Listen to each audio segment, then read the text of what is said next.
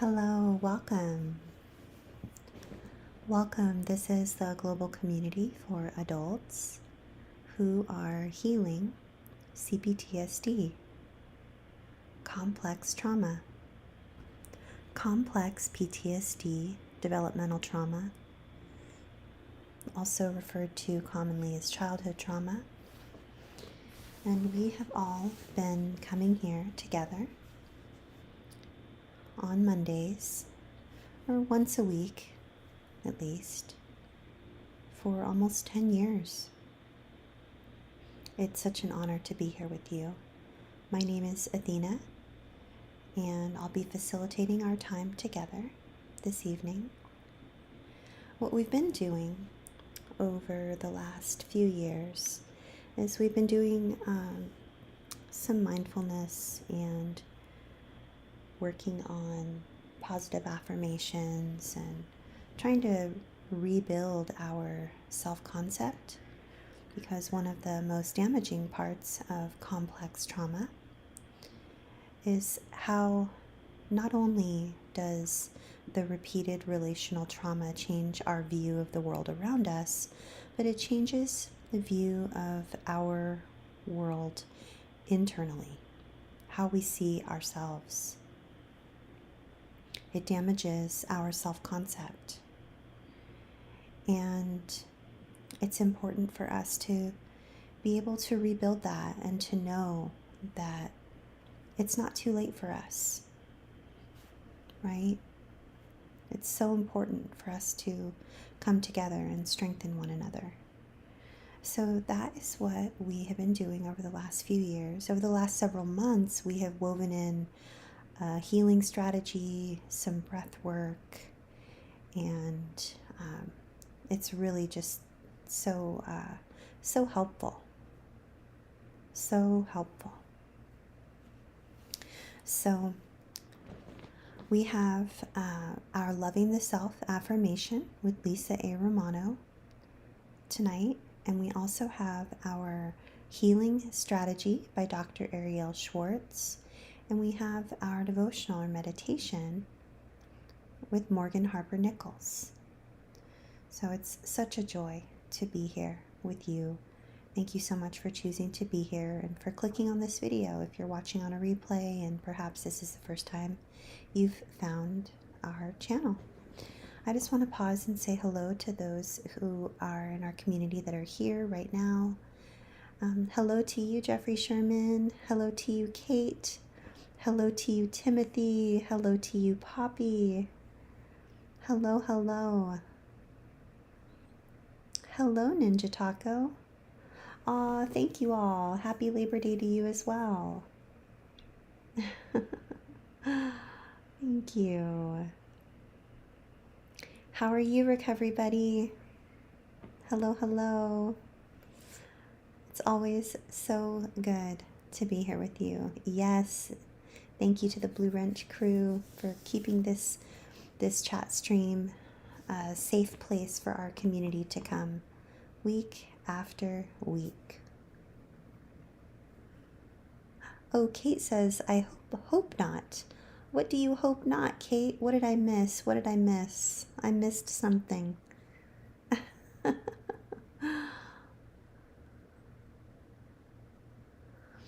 Okay, so as always, I'm going to describe my setup to you. And I want to invite you to get very comfortable.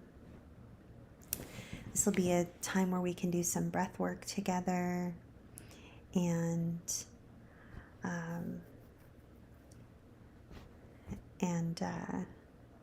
just have a real encouraging time together. And it's always nice to regulate our nervous system, right?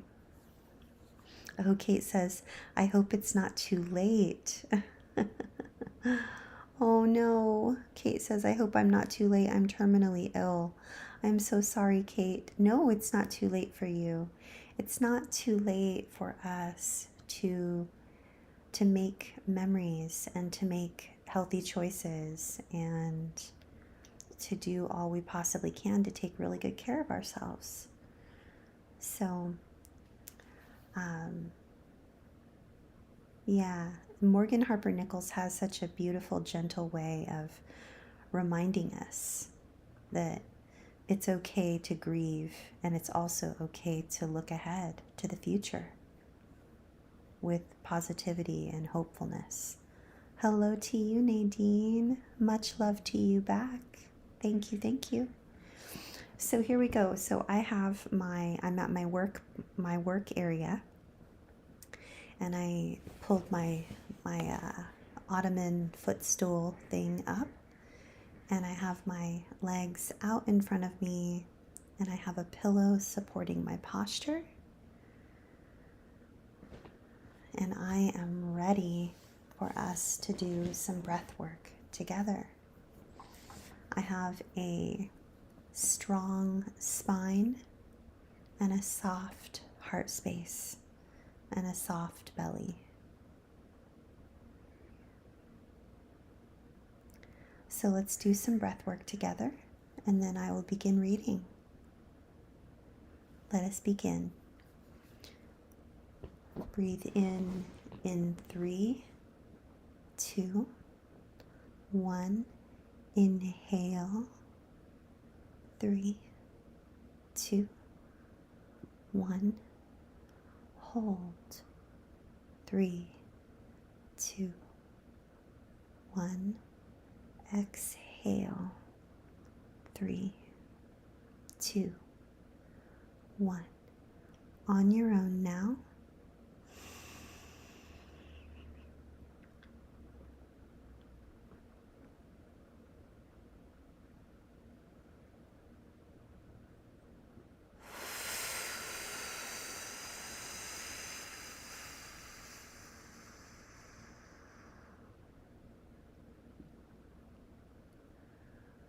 Once again.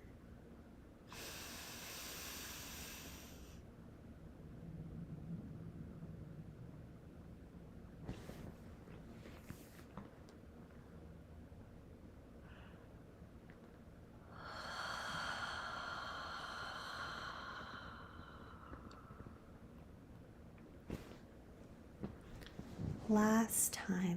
Together now. Inhale in 3, 2, 1. Breathe in. 3, 2, 1. Hold. 3, 2, 1. Longer now. Breathe out. 4, 3, 2, 1. Beautiful. Well done. I got one nice big yawn. A warm welcome to you, Emily. So glad to have you here. So wonderful to be here with you all. So we'll begin our time with our devotional meditation with Morgan Harper Nichols.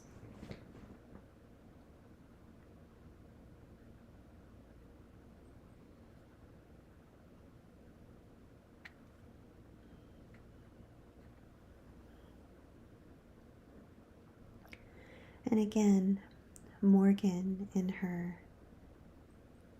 her usual hopeful, beautiful, gentle way, is reminding us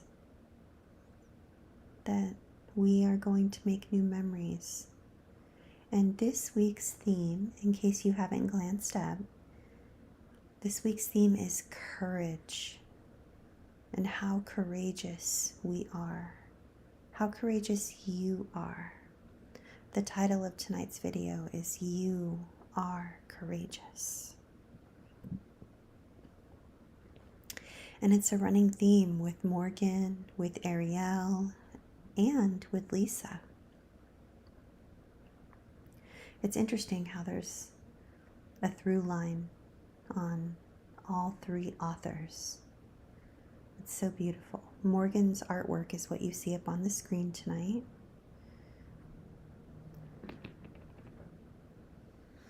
and here we go. Morgan says, it's not too late to start anew. It's not too late to create new rhythms. It's not too late to create new memories. There are many times in life when doors close and we become all too aware of the heavy feelings that come with an ending. Sometimes those endings come after years of investment. Other times, the ending seems to come before it ever began. And years later, we can still hear the sound of those closing doors. We can still hear that no so loud and clear. Sometimes the sound of a closing door sounds like, I don't love you anymore. Sometimes it's, you are not what we are looking for. And sometimes it's, maybe next year. But then you never hear anything back. And sometimes the sound of the closing door is just that thick piece of wood closing in against the door frame. And in those spaces, I hope you know it's okay to grieve what was lost or what changed. I hope you know you are allowed to take the time to do the things that help you open your heart to love again or to dream again. And I also hope you know that you are allowed to breathe deep and trust that your story will carry on anyway. For all the sounds of doors that have closed in your ears, I hope you can also remember the sound of doors opening too. I hope you can remember the door that opened and greeted you with a warm, come on in. The door that led to a new friendship, a new opportunity you weren't even looking for, but it ended up working out. A new therapist that you didn't even get to visit as much as you wanted, but you still remember something they told you. A new adventure that started out as an ordinary road trip. A new perspective on past events that finally helped you find some peace. A new way of looking forward to the future. Yes, there will be doors that close again and again. There will also be doors that open too. And I hope you can hear them in your other ear. My hope is that you will remain aware of the doors that are opening all around you, even if they lead to the smallest of opportunities, even if you don't know where they will lead, and you have to practice letting yourself be hopeful again. I hope that the sound of a door opening becomes the sound of you courageously practicing having an open heart to new experiences so you can gain wisdom for the journey ahead.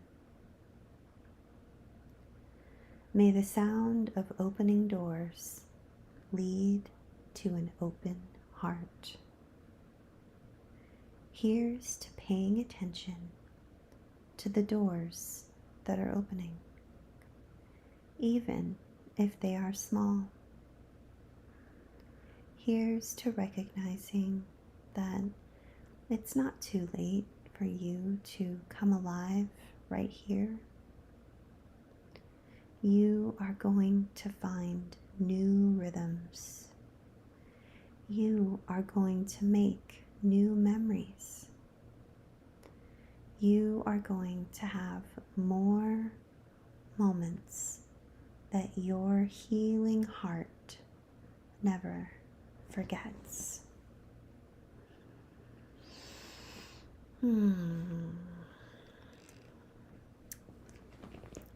I love Morgan.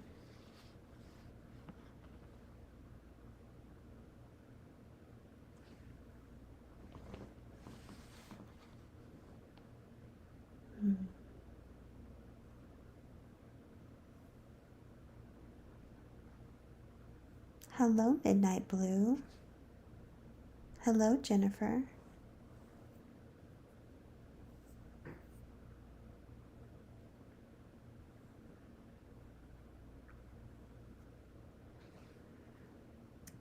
I love Morgan. I love her gentle way. Such a gift. So as we transition into our healing strategy, I want to invite you to get a sip of water or do anything you might need to do.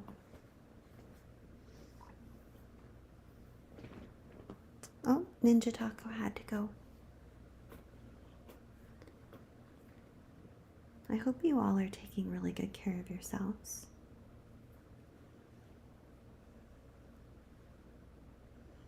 Oh, you're never late, Midnight Blue. You're right on time.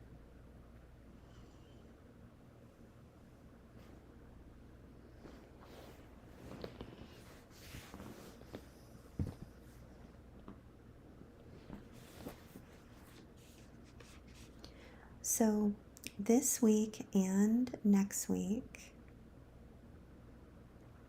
and even the week after that, we're beginning a 3-week series on cultivating healthy interpersonal relationships. What do healthy relationships look like? And how can we cultivate them? And what are some of the hardest parts about cultivating healthy relationships for complex trauma survivors? What are some of the ways that we can remain fully present, show up as our best self? What are some ways that we can repair some of the pain that we've been through in previous interpersonal relationships? What kind of healthy relationship skills can we practice? We are beginning a 3-week series on all of those things. So my hope is that you enjoy it as much as I do, because I'm telling you, you guys, I thought that it was too late, and this is right in line with what Morgan was saying. I honestly thought that it was too late for me to be able to cultivate any type of healthy, sustainable relationships, because a lot of the relationships that I have had previously in my life as a result of just being so emotionally dysregulated from repeated relational trauma and not being able to know what was appropriate versus what was inappropriate, what was sustainable versus unsustainable, what is okay to tolerate in a relationship. And I'm really grateful for people like Dr. Ariel Schwartz and how she is, she's not shying away from the difficult topics, right? Hello to you, John Harvey. So good to see you. Welcome, welcome. Happy Labor Day to you.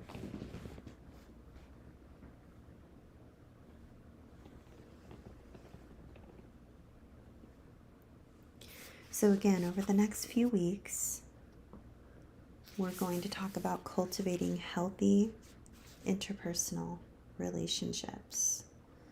So tonight specifically, we are going to hear from a girl named Jennifer. And we are going to hear from Patricia. And Ariel is going to share with us different ways that we can anchor into our adult self. We're going to talk about inner child work, and we're going to talk about ways we can remain fully present and show up as our most adult self. Because oftentimes, if we have childhood trauma, our childhood traumatic past and the patterns from childhood will show up in our present day lives. So here we go, you guys. Ariel says, so in the next few weeks, we will be exploring the interpersonal problems common among those of us with CPTSD.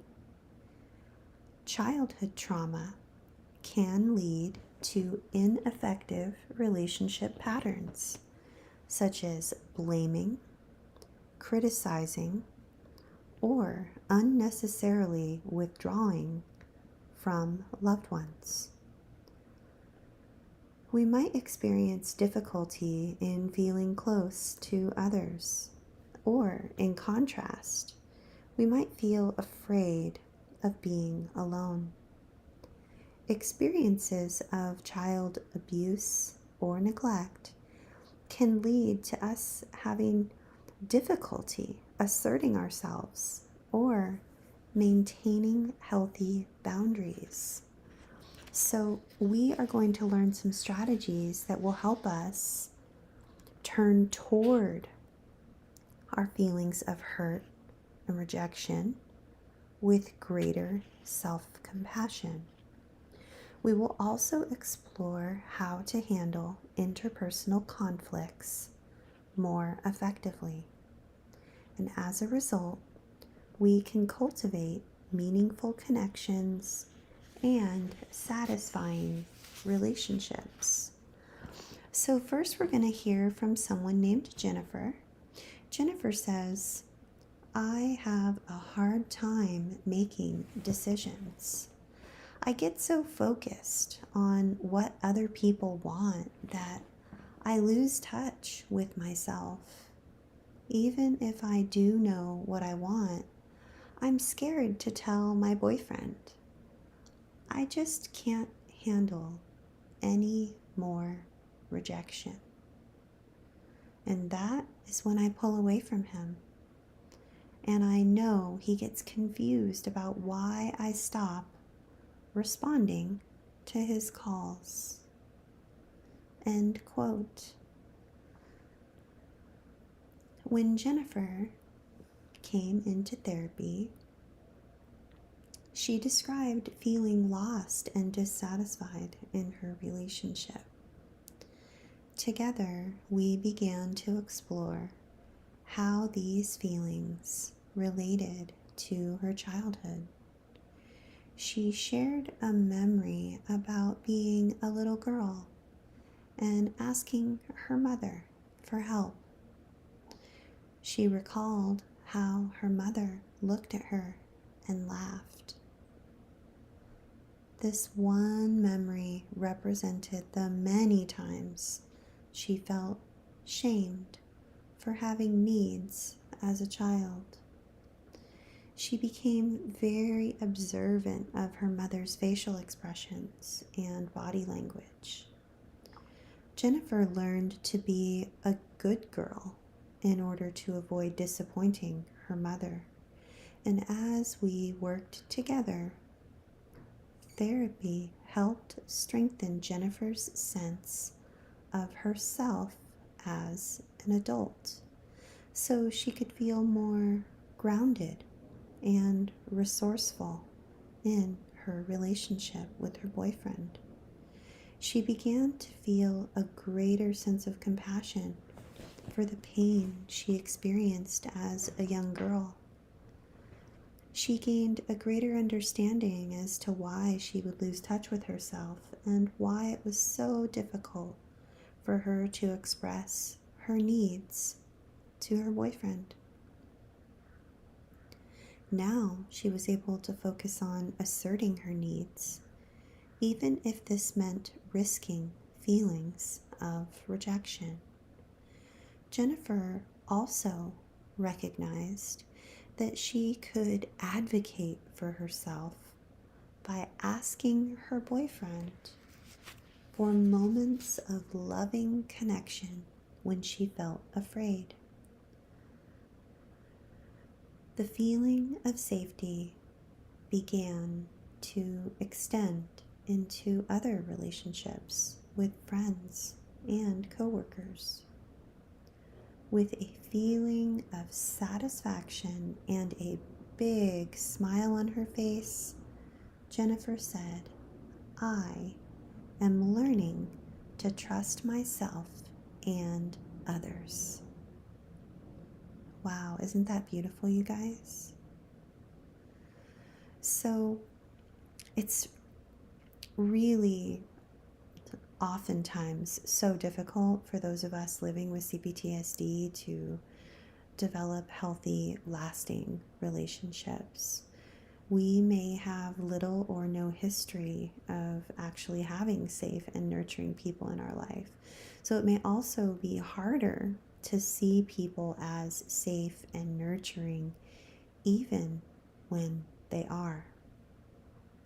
As is the case with Jennifer's story that we just read, growing up with childhood trauma and attachment wounds can impact our ability to form meaningful, satisfying connections with others. Relationship problems can take on many forms.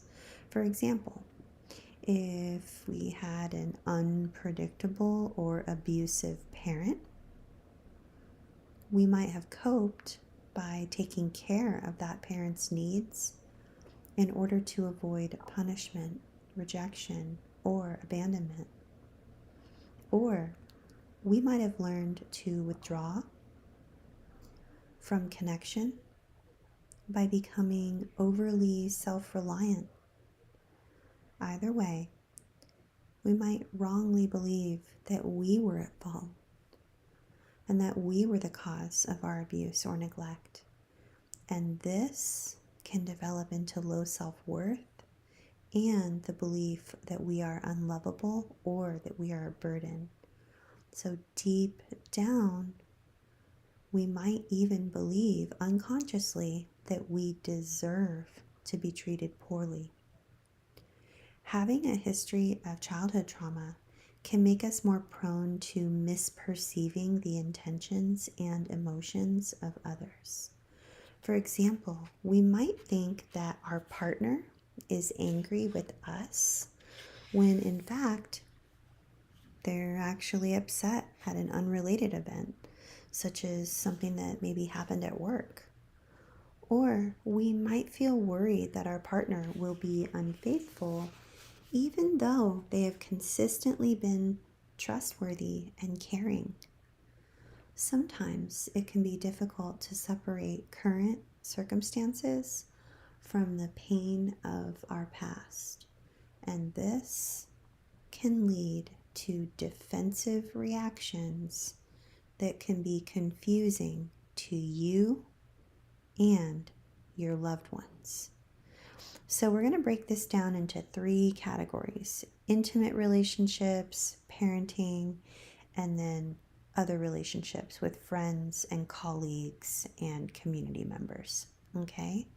So, first, please don't miss this. Okay? First, intimate relationships. Childhood trauma can lead to difficulties with emotional and sexual intimacy with partners.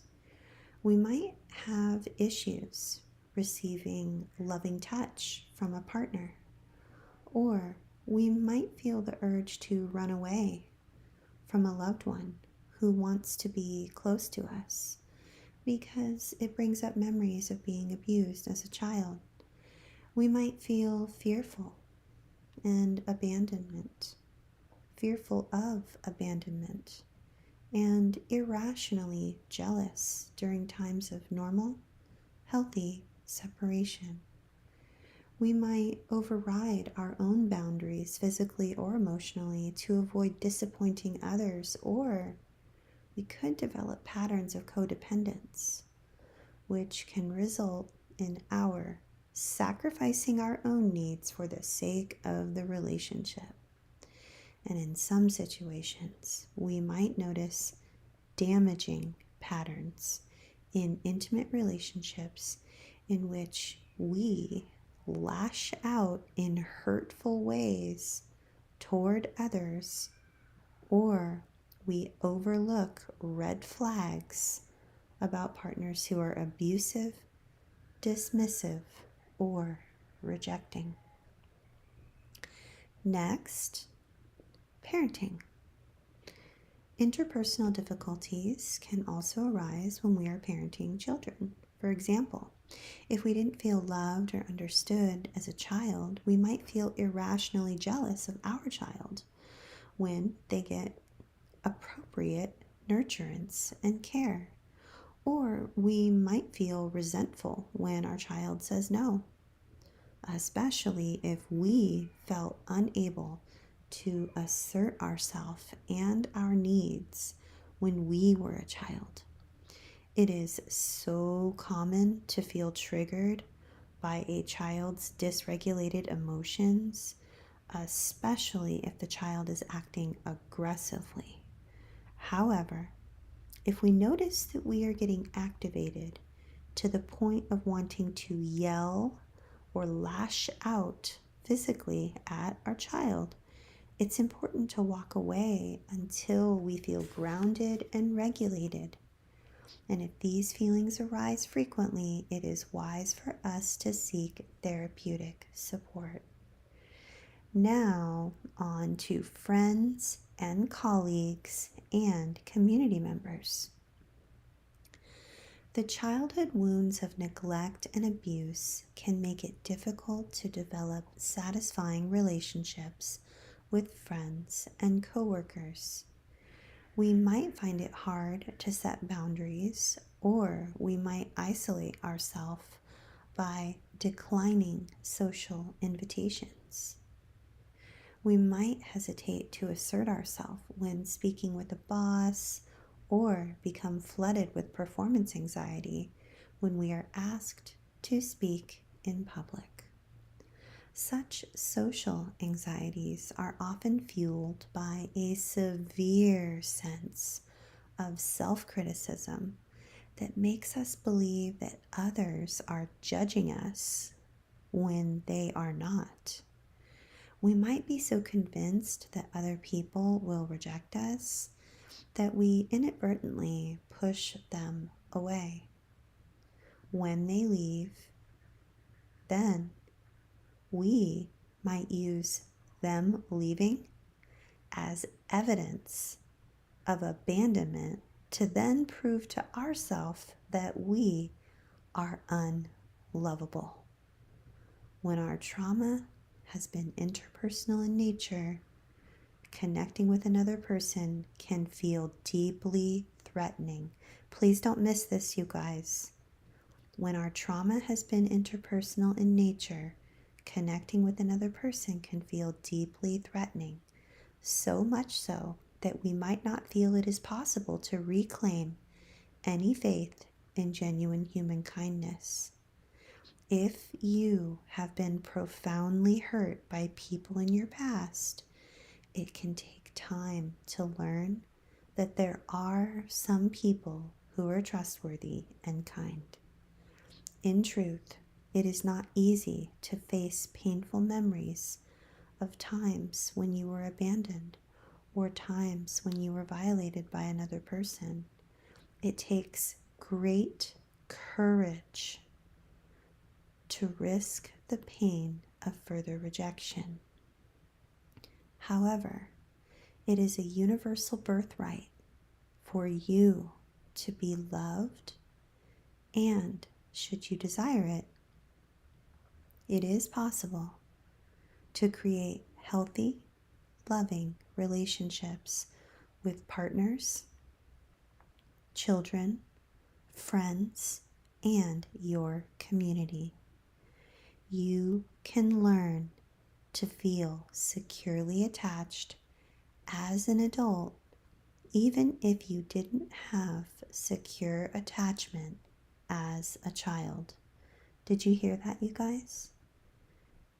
We can learn to feel securely attached as an adult, even if we didn't have secure attachment as a child.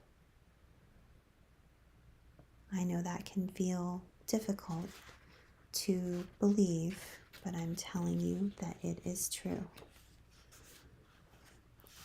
So, next, as we are preparing to do our healing strategy, anchoring into our adult self, we are going to learn about Patricia. And next week, we're going to hear about John. Patricia and John had some interpersonal problems that were impacting their lives. So we're going to learn some healing strategies this week, next week, and the week after, drawn from parts work, therapies, and that's inner child work. And Patricia and John, their stories they're going to show us healthier patterns, how the parts work helped them with healthier patterns in their relationships. So these practices are going to help us to strengthen our connection to our adult self so as to compassionately attend to the vulnerable feelings held by a younger part of ourself. Remember, it is wise for us to try these practices slowly, okay? Or, if it works better for you, explore these parts work exercises with a caring, therapeutic relationship. And if at any point you find these practices to be distressing, you can always skip it, okay? Take the best, leave the rest. Go back and listen to the recording from a couple weeks ago when we talked about reclaiming our personal power, and that will help you to feel grounded, okay? So this is a brief little blurb from Patricia, and then Ariel, she is sharing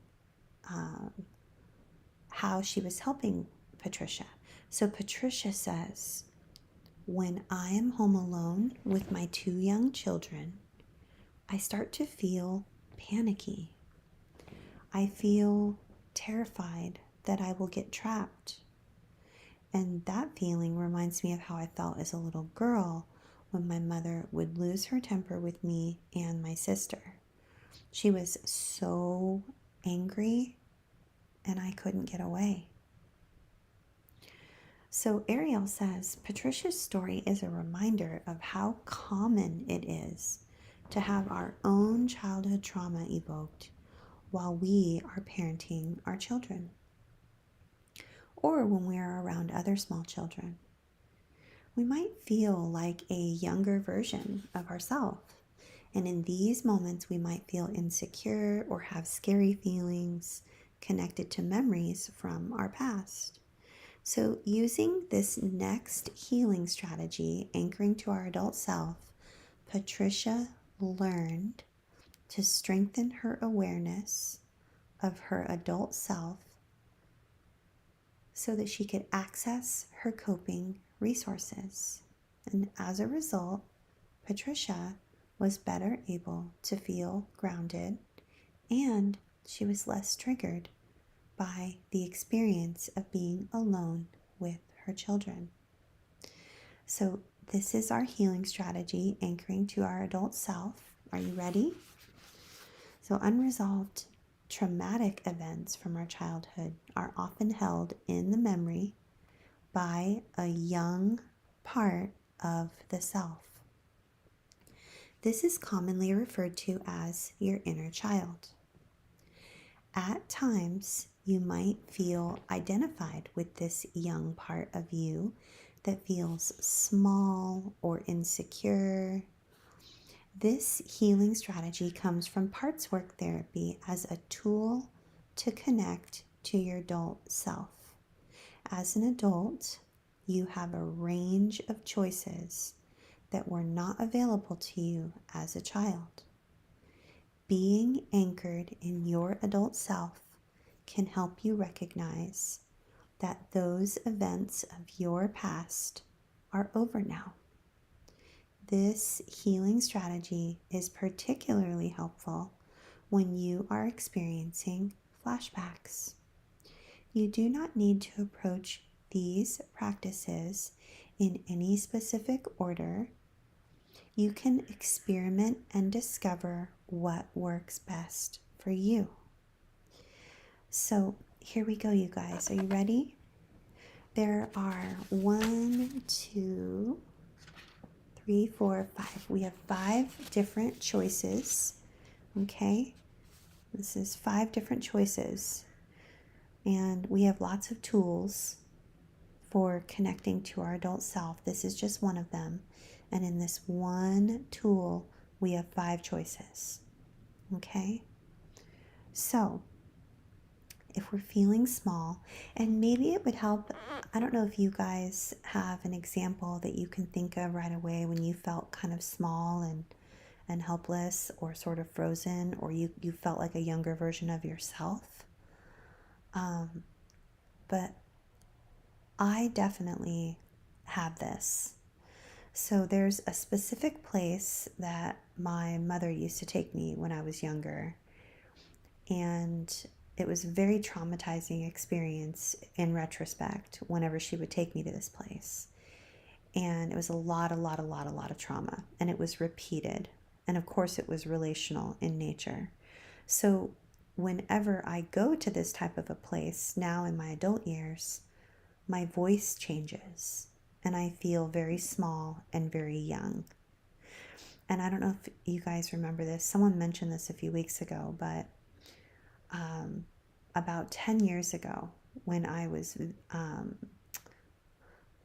in a previous relationship, I was brand newly into a 12-year relationship.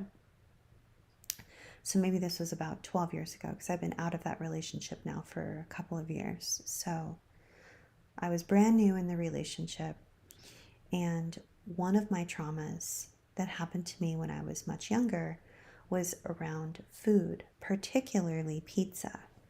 So my mother and one of her husbands and her husband's 2 daughters, about once a month, we would order pizza.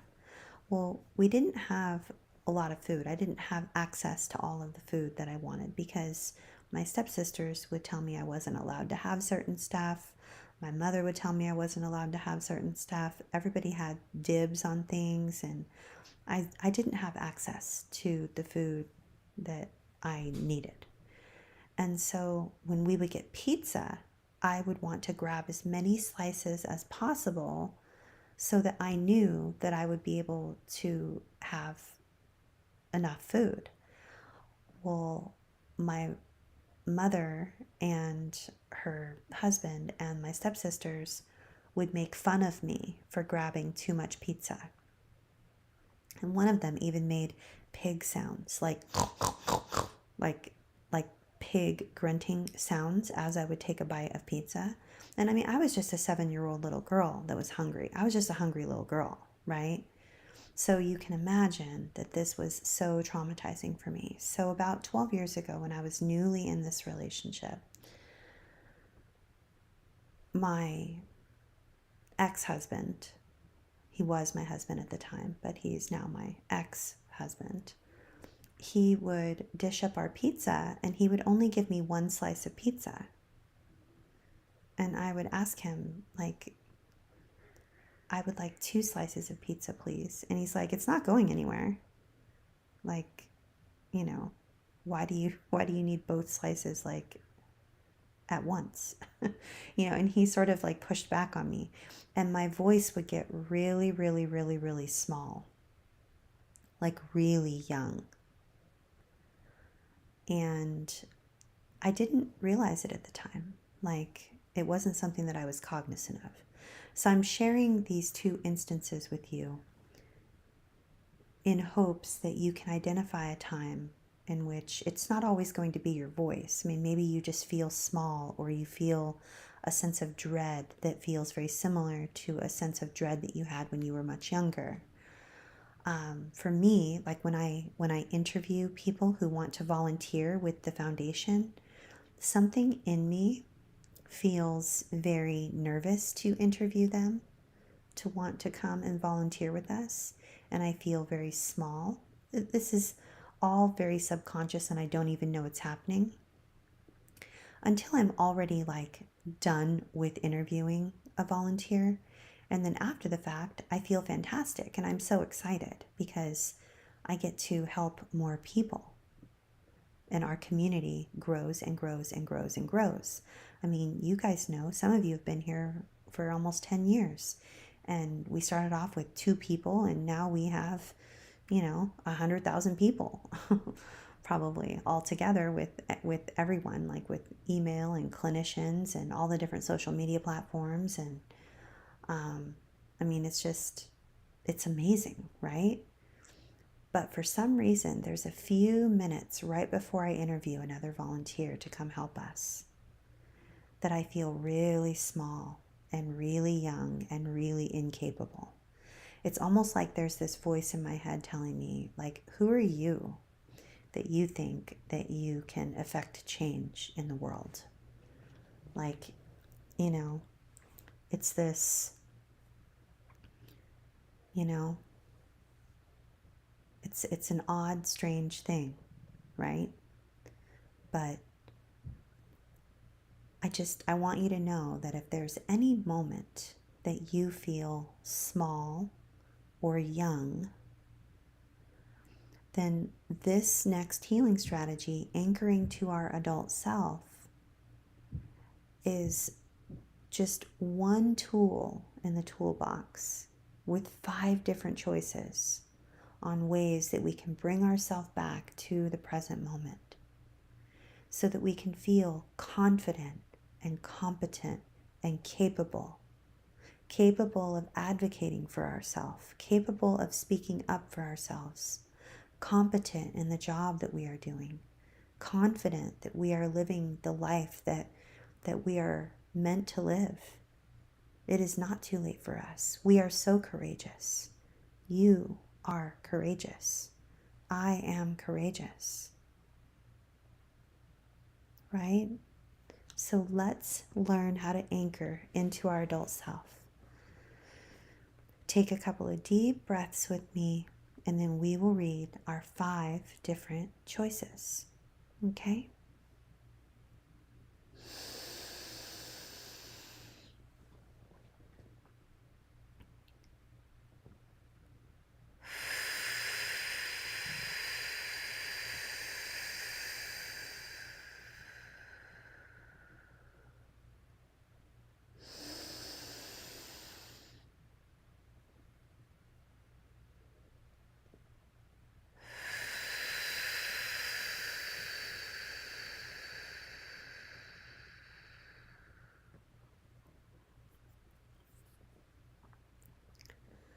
So here we go. Choice number 1. Look at your hands and notice these are the hands of an adult. Look at your hands. These are the hands of an adult.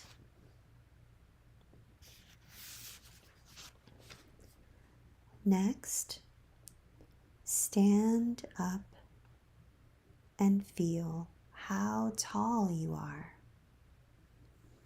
by reaching toward the top of a door frame. And if you're short in stature, like I am, and you can't reach the top of a door frame, it's okay. You're still the size and height of an adult. Stand up, feel how tall you are. Reach toward the top of a door frame and recognize that you are the height of an adult.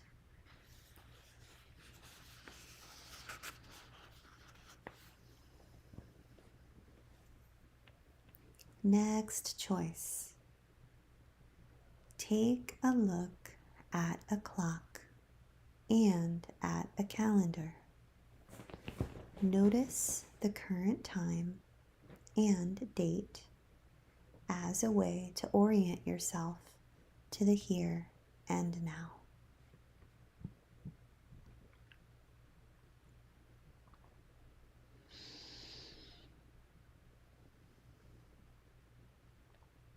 Again, take a look at a clock and a calendar. Notice the current time and date as a way to orient yourself to the here and now. This one in particular helped me today, just so you know. Next choice. Think of 2 or 3 things that you are able to do in your life now that you were not able to do when you were a child.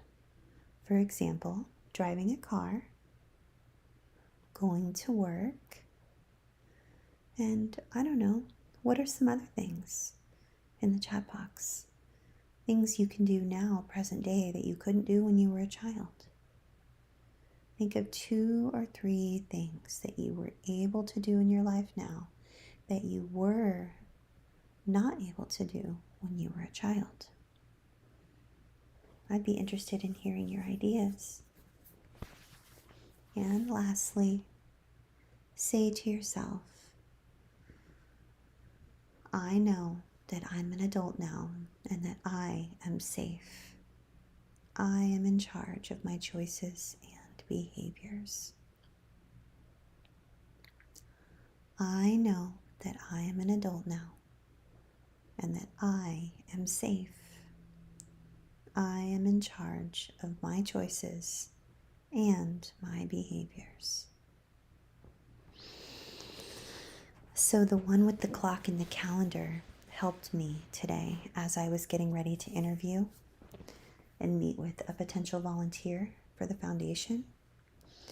This YouTube channel is sponsored by the Foundation for Post-Traumatic Healing and Complex Trauma Research. And I get to meet with people who want to help us raise awareness about the effects of repeated relational trauma. And I don't know if you all knew this, but Saturday was CPTSD Awareness Day. Do you have your wristbands? I have my wristband. I have it on. It's blue. It says CPTSD Awareness. And mine says, hashtag, the future is trauma informed.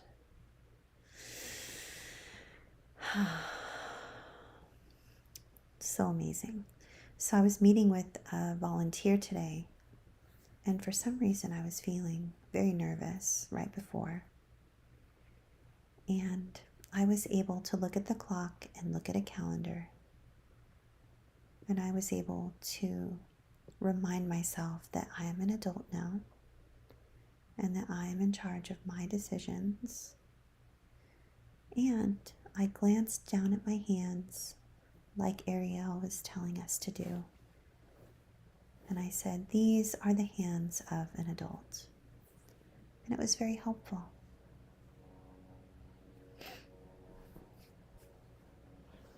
Very, very helpful. The meeting went very well. Probably one of the better meetings I've had in quite some time. And she was delightful. I'm so excited. So, we are ending our time together tonight. Ooh, we ran a little long tonight, just like we did last week. This is shades of 2016 when we used to run really long. Remember that? Many of you were here.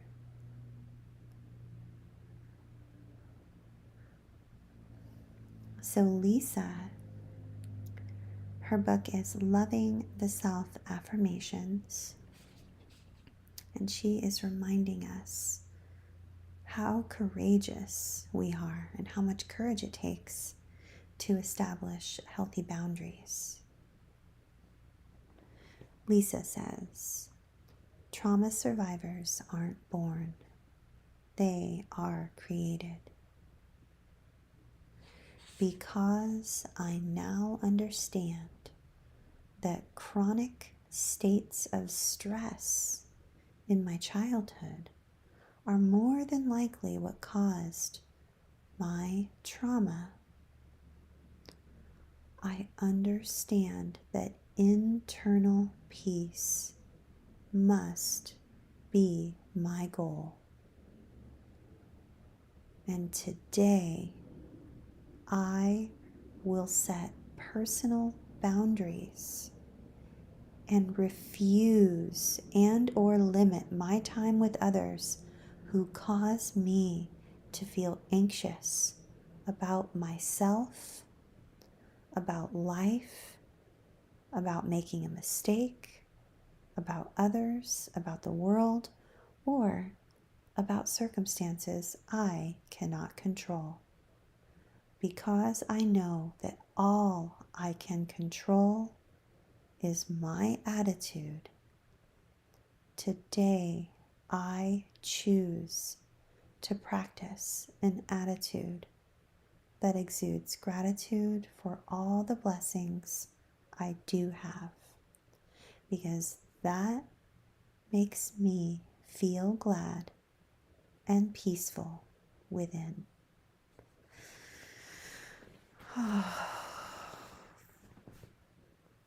We are courageous.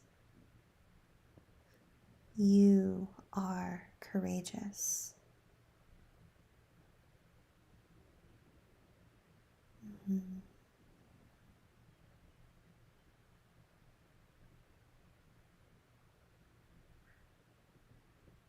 Yeah. Isn't that a powerful quote? Trauma survivors aren't born, they're created. Yeah. I'm sending each of you so much love and compassion. I just want to witness you wherever you find yourself today. I want to acknowledge that your journey is unique. It's different. It's different than mine. It's different than his, hers, theirs. There are 7 billion different healing journeys. And however you may be feeling tonight, your feelings are valid. I honor you. I honor your journey. I have such deep empathy and compassion for where you find yourself today. We are healing trauma. We are.